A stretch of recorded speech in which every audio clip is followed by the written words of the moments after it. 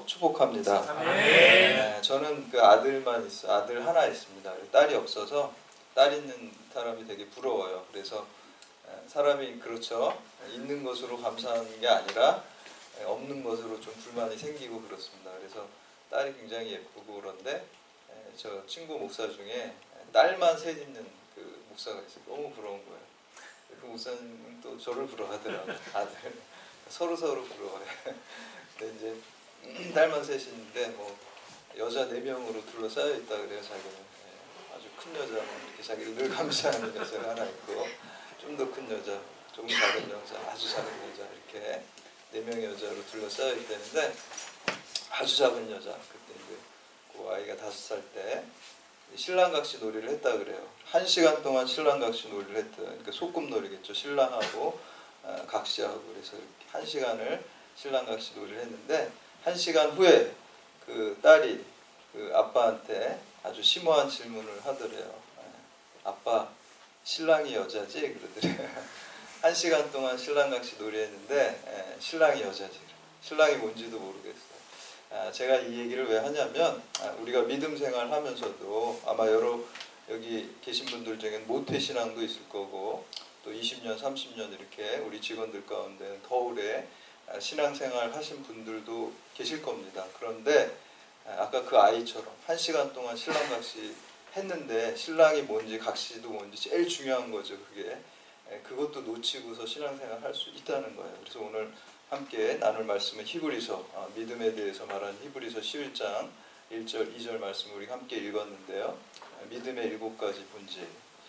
벌써 놀라시죠? 7가지 목사님 언제 다 들어야 돼. 제가 이거 어저께 프린트하고서 오늘 아침에 설교문을 읽어보니까 1시간 걸리겠더라고요. 이 내용이. 그래서 안 되겠다. 그래서 3가지만 하겠습니다. 나머지 네 번째부터 4가지는 제가 기회를 봐서 우리 학생들 많이 모일 때 아마 졸업생 환송 예배 때 될 수 있을지 모르겠어요. 그때 또 순서가 많아서 하여튼 잘라서 우리 학생들 2탄으로 이렇게 하기로 했습니다. 그래서 3가지만 오늘은 할 겁니다. 사실 오늘 내용은요, 제가 제일 중요하게 여기는 설교예요. 아까 말한 것처럼 신랑각시처럼 본질적인 개념입니다. 그래서 이거를 여러분들이 딱 알고 있으면 믿음 생활하는데 굉장히 유익하고 놓쳤을 때 다시 한번 이렇게 되새기면 좋을 것 같아요. 우리가 그 심리학, 현대 심리학자들 중에서 3대 심리학자를 우리 프로이트, 그 융, 그리고 애들러라는 사람이 있죠. 오히려 요즘에는 그 애들러라는 사람이 더 많이 알려지고 관심을 사실 받고 있어요. 그 사람이 이제 개인 심리학이라는 그 심리학을 창안한 사람이라서 미움받을 용기, 일본의 어떤 심리학자가 애들러 심리학을 가지고 그런 또 책도 쓰고 또 요즘 현대인들은 관심은 어떤 큰 담론보다 개인에 대한 관심, 자기 개발에 대한 관심들이 많잖아요. 그래서 여러분 그 스티븐 코비라고 성공하는 사람들의 7가지 습관이라는 책을 쓴 사람이 이 애들러 심리학의 영향을 받아서 그 책을 쓴 거예요.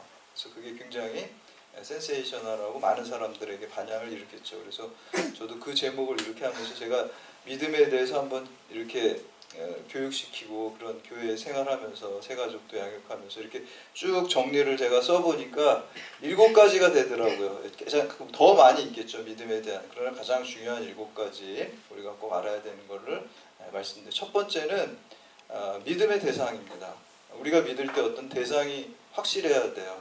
그래서 후설이라는 현상학자도 우리가 생각도 어떤 대상을 가지고 있죠. 무엇에 대한 생각이죠. 그냥 막 생각하는 게 아니잖아요. 뭐 지향성이라 그러는데 믿음도 그냥 아무렇게나 믿는 게 아니라 분명한 대상이 있어요. 제가 동네에 있는 산을 이렇게 자주 올라가는데 그 정상에 올라가면은 소망탑이라는 게 있어가지고 돌을 쌓아놓고 사람들이 거기다 돌을 놓고 뭘 이렇게 빌더라고요. 근데 소원을 가지고 비는데 그 대상이 뭐 돌을 불분명하잖아요. 돌을 놓고 빌고 어떤 살아있는 어떤 존재도 아닌데 거기다 대고 비는 거예요. 그러면 의미가 없어요. 우리가 믿음의 대상은 보이지 않는 하나님입니다. 그래서 믿음의 대상은 보이지 않는 것이고 또 초월적이고 형이상학적인 거예요. 여러분 자연과학의 대상이 뭡니까? 보이는 것이죠. 그리고 물리적인 것이죠. 물질적인 것이죠. 그러니까 여러분 자연과학하고 이 믿음의 대상을 구별해야 돼요. 이거를 혼동시켜가지고 믿음은 뭐 비과학적이다 이렇게 얘기를 하는데 믿음은 비과학적인 거 맞습니다. 예. 비과학적이에요. 과학이 도달하지 못하는 보이지 않는 초월적인 것을 대상으로 하기 때문에 당연히 비과학적이에요. 그게 이상한 게 아니에요. 비과학적이고 또 이성을 뛰어넘는 거예요. 그래서 우리의 이성이 다 도달하지 못합니다. 예전에 그래서 우리가 믿음과 지식을 구별해야 돼요. 믿음과 지식. 지식이라는 과학적인 지식. 여러분 여기서 경찰학을 하고 이제 공부하는 지식적인 것이죠. 그러나 우리 교회에 나와서 보이지 않는 하나님, 믿음을 또 훈련을 해서 영성과 지성이 균형을 이루어야 됩니다. 지식이라는 건 보이는 거예요. 그래서 예전에 여러분 지동설을 주장한 갈릴레오 아시죠? 갈릴레오가 그때 이제 종교 재판에 들어가서 그때는 뭐 지구가 당시에는 네모나다 그랬잖아요. 근데 이제 갈릴레이가 둥글다 그러고 지구가 돈다 그래서 종교 재판에 끌려가서 너 지구가 둥그냐? 지구가 도냐? 이렇게 하니까 뭐라 그래서 이제 말을 바꿨죠. 아니라고 해. 지구 둥글지 않고 이렇게 하다고 자기의 주장을 다 걷어들이잖아요. 그리고 살아서 나오면서 뭐라 그랬다 그러죠? 그래도 지구는 돈다 이런 얘기가 있잖아요. 자연과학적 진리에 대해서 순교할 필요가 없습니다.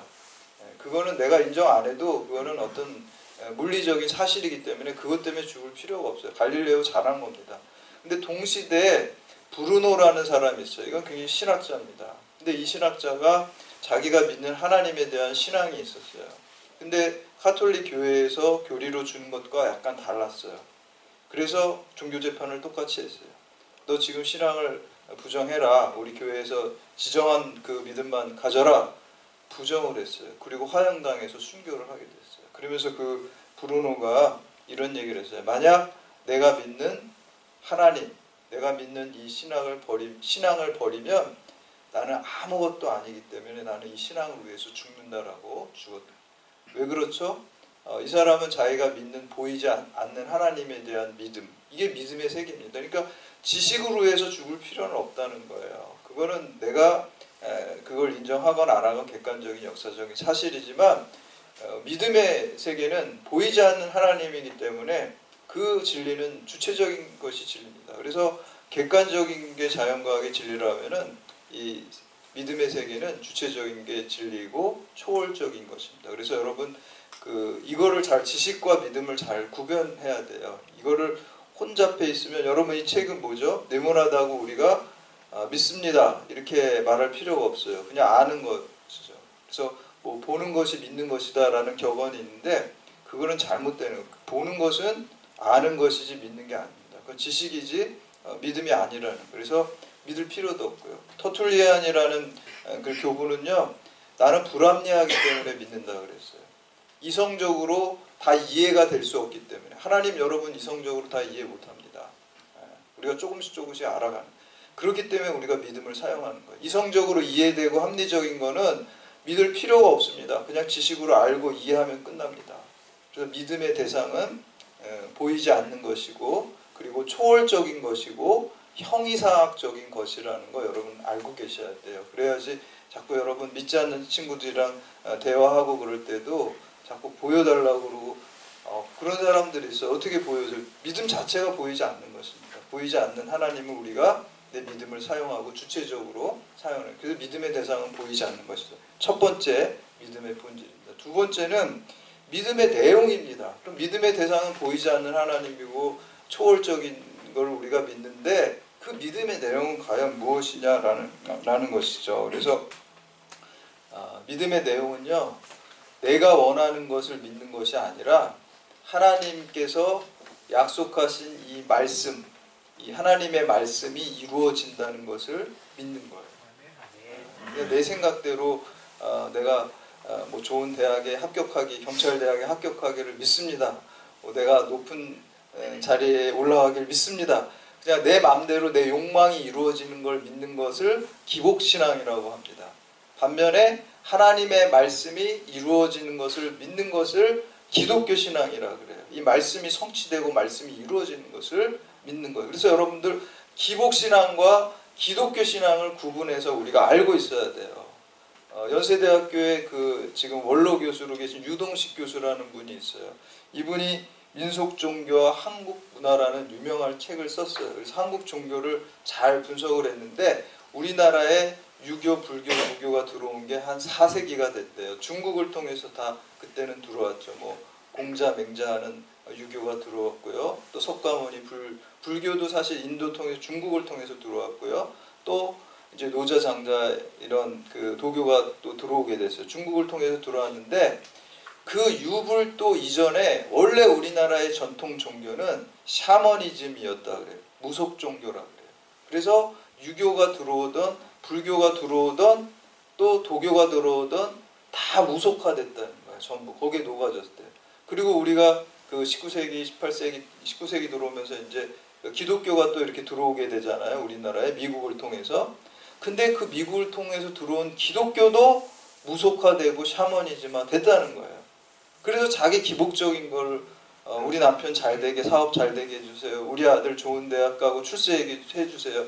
그거를 불상을 놓고 기도하다가 이제 기독교 들어오니까 십자가 놓고 기도하고 그것만 바뀌지 전부 다 기도의 내용은 다 무속이었다라는 것이죠. 그래서 우리가 믿음이라는 거, 믿음의 그 내용은 하나님의 약속이 이루어지는 것을 믿는 거예요. 그래서 여러분 가운데 기복적인 거 다 좋아하시죠?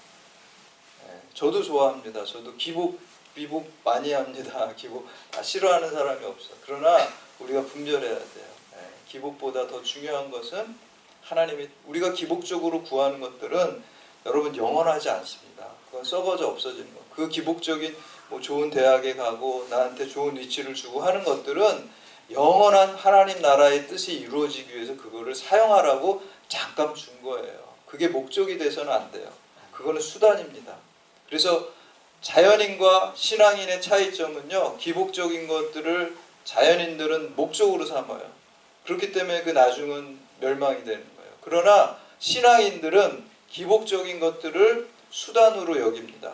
그것을 하나님의 사명을 위해서 하나님의 뜻이 이루어지는 것을 위해서 내게 축복의 통로로 쓰라고 주신 수단으로 여기고 그 일을 하기 때문에 우리가 영원한 생명을 얻게 됩니다. 그래서 믿음의 대상 믿음의 대상은 바로 하나님의 믿음의 내용은 하나님의 약속이 이루어지는 것을 믿는 것입니다. 두 번째 이제 믿음의 그 내용, 믿음의 내용의 두 번째입니다. 이제 세 번째이기도 한데요. 이거 내용은 기독교 신앙은 반드시 기독교 신앙의 내용의 5가지를 믿어야 돼요. 첫 번째는 창조 신앙, 두 번째는 임마누엘 신앙, 세 번째는 십자가 신앙, 네 번째는 부활 신앙, 다섯 번째는 종말 신앙을 믿어야 돼요. 이 다섯 가지가 믿는 것이 그게 기독교 신앙의 내용입니다. 그래서 창조 신앙이라는 건 뭐 하나님께서 천지 만물과 우리들을 다 창조하셨다는 걸 반드시 믿어야 돼요. 진화론 아닙니다, 여러분. 하나님께서 천지 창조하셨어요. 그거를 믿어야 돼요. 그리고 두 번째는 임마누엘 신앙.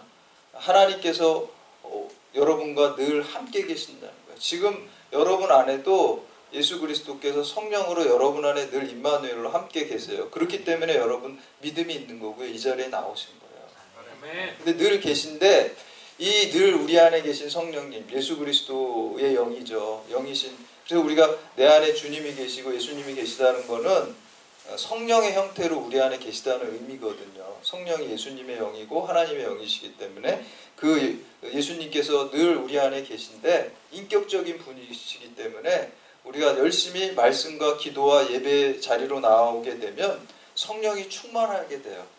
성령이 내주하지만 그러나 여러분이 말씀과 기도와 또 예배의 자리를 자꾸 떠나면 우리가 그런 걸 뭐라 그래요? 영적 침체라 그러죠. 침체하게 됩니다.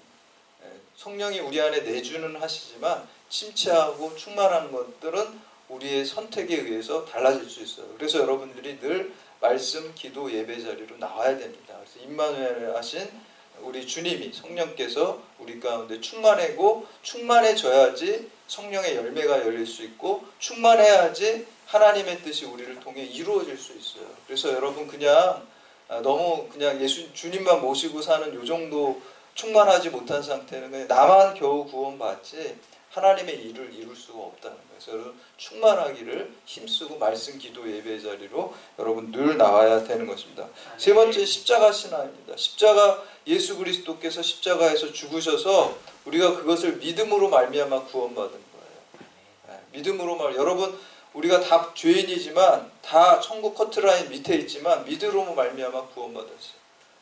이건 확실한데 이신칭의 이신득이라 그러죠. 그런 다음에 내가 자격이 안 되지만 천국에 합격되었기 때문에 그 다음에 여러분 어떻게 살아야 돼요?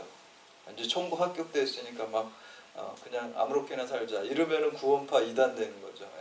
그 다음에 내가 하나님 은혜로 십자가 은혜로 구원받았기 때문에 하나님 자녀답게 천국 백성답게 살아야지 하면서 말씀을 쫓아 살아가는 것을 우리가 성화라 그래요.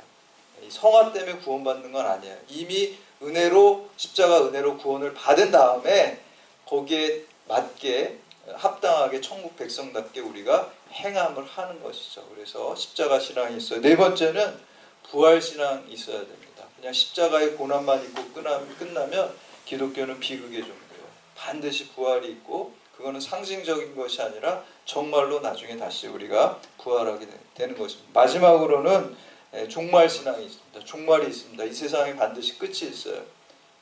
다른 말로 하면 종말 신앙은 뭐가 될까요? 재림 신앙이라고 할 수 있고 내세 신앙이라고도 할 수 있고 천국에 대한 신앙이라고 다시 말할 수 있습니다. 종말이 있다는 끝이 예수님께서 반드시 오셔서 선과 악을 다 심판하신다 그러죠. 여러분 칸트라는 철학자가 도덕 철학자, 윤리학자라 그래요. 그래서 이 철학자가 얼마나 도덕과 윤리에 대해서 강조를 많이 했냐면 이 사람이 죽은 다음에 묘비에다 이렇게 사람들이 새겨졌대요. 하늘에는 별이 반짝이고 내 마음속에는 도덕률이 반짝인다. 얼마나 칸트가 이 도덕에 대한 거에 사로잡혀 있었으면은 그렇게 사람들이 적어놨을까요? 근데 이 칸트가 도덕적인 체계를 쫙 만들어 놓은 다음에 세상을 보니까 권선징악이 안 이루어지는 거예요. 선하게 산 사람들이 복을 받고 악한 사람들이 벌을 받지가 않는 거예요. 그냥 악하게 산 사람들이 막 성공하고 잘 되고 선하게 사는 사람들 뭐 우리 교회 어떤 권사님 맨날 새벽 기도하는데 뭐 일이 다 잘 안 풀리고 자녀도 안 풀리고 뭐 이런 일들이 막 벌어지는 거예요. 그러니까 칸트가 너무너무 회의가 드는 거예요. 이 도덕을 누가 지킬까? 권선징악이 안 되는데. 그러면서 칸트가 얘기하는 게 세 가지가 반드시 있어야 되겠다는 거예요. 하나는 권선징악 심판자 하나님이 계셔야 되겠다.